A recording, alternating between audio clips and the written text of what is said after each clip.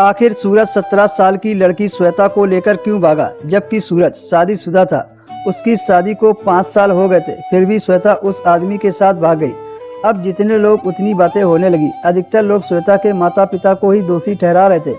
श्वेता के माता पिता ने पुलिस में रिपोर्ट दर्ज करा दी। करीब 2 महीने बीत गए। काफी ढूंढने की कोशिश की गई, पर श्वेता और सूरज का पता नहीं चला। सब हैरान थे कि आखिर सूरज शादीशुदा होने के बाद भी ऐसा काम क्यों किया। सूरज और श्वेता गांव से दूर चले गए थे। वो किस शहर में थे, कहाँ थे, किसी को कुछ पता नहीं था। श्वेता की ऐसी हरकत की वजह से उसके माँ बाप किसी को चेहरा दिखाने लायक नहीं थे। लोग उनके सामने ही उनको ताने देते थे। इसी वजह से वो लोग घर से ज़्यादा नहीं निकलते थे। अचानक एक दिन उनको पता चला कि सूरज और श्वेता को दिल्ली में देखे गए हैं। पुलिस तुरंत वहां पर पहुंच गई और दोनों को पकड़ लिया। अब श्वेता को तो अपने माँ बाप के घर पहुंचा दिया और सूरज को पुलिस थाने ले गई। सूरज को उम्मीद थी कि श्वेता कभी भी सूरज के खिलाफ बयान नहीं देगी, क्योंकि श्वेता सूरज के साथ करीब 5 महीना पति पत्नी की तरह रहे थे। पर उसका बयान तो बिल्कुल उल्टा निकला। श्वेता ने अपने माँ बाप की बात मानकर कोर्ट में गलत बयान दे दिया। श्वेता नाबालिग थी। नाबालिग लड़की को भगाने के जुर्म में सूरज को 3 साल की सजा सुनाई गई। इसी बीच श्वेता की शादी एक लोफर लड़के से कर दी।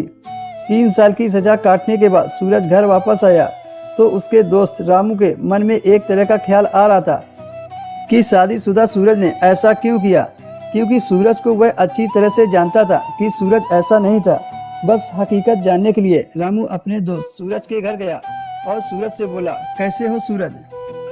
सूरज ने गहरी सांस लेते हुए कहा, ठीक है, तुम तो जानते हो मेरी शादी को 5 साल हो गए हैं, परंतु हम दोनों के जीवन में कोई फूल नहीं खिला। फिर भी मैं अपने जीवन में बहुत खुश था, परंतु वह अंदर ही अंदर घुटती रही। एक दिन मैं घर आया तो मैंने देखा कि मेरी बीवी उदास बैठी थी।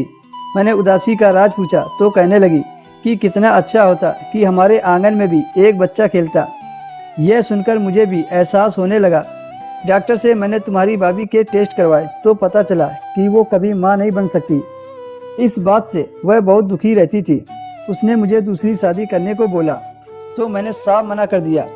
उन्हीं दिनों मेरे पड़ोस में रहने वाली लड़की तुम्हारी भाभी के पास आने लगी। कुछ दिनों के बाद हम दोनों में खूब दोस्ती हो गई। एक दिन तुम्हारी भाभी ने मुझसे कहा कि श्वेता कितनी सुंदर और सुशील है, आप श्वेता से शादी क्यों नहीं कर लेते। मैंने गुस्से से बोला, पागल हो गई हो का, मैं ये सब नहीं कर सकता। क्यों नहीं कर सकते आप, क्या आप एक बच्चे के लिए इतना भी नहीं कर सकते। यह कहकर वो रोने लगी। मैंने अपनी पत्नी को खूब समझाया कि शादीशुदा आदमी से कोई भी अपनी बिटिया की शादी नहीं करेगा, पर वो अपनी जीत पर अड़ी रही। दूसरे दिन जब श्वेता घर पर आई तो मैं उसे देखने लगा तो मैंने श्वेता की आंखों में देखा कि वो तो मुझे प्यार भरी नजरों से देखे जा रही थी। मैंने भी थोड़ी हिम्मत बढ़ा दी और श्वेता को शादी के लिए बोल दिया।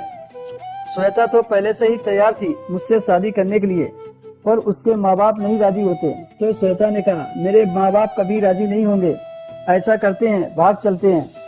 मैंने भी सोचा यही ठीक रहेगा।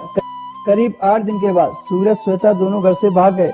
बदकिस्मती से हम लोग 5 महीने बाद पकड़े गए और श्वेता के कोर्ट में गलत बयान देने के कारण मुझे 3 साल की सजा हुई। कभी भी लड़की पर विश्वास नहीं करना चाहिए।